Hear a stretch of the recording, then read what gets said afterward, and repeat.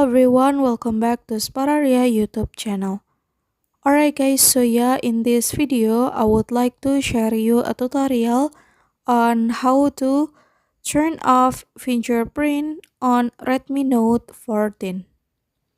Alright guys, so yeah, if you no longer use the fingerprint feature or you want to delete one of the fingerprints registered on your cell phone, and the tutorial is very easy guys.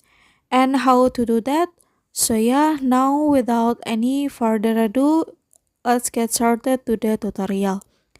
Okay, the first thing first, if you want to turn off the fingerprint feature on your phone, you can go to settings menu on your phone like this guys.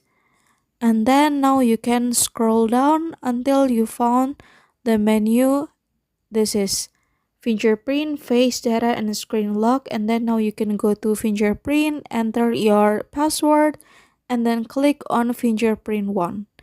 And then click remove fingerprint, click OK. And so yeah, the fingerprint feature on your phone is turned off. Alright guys, it's easy right? And so yeah, see you in next video.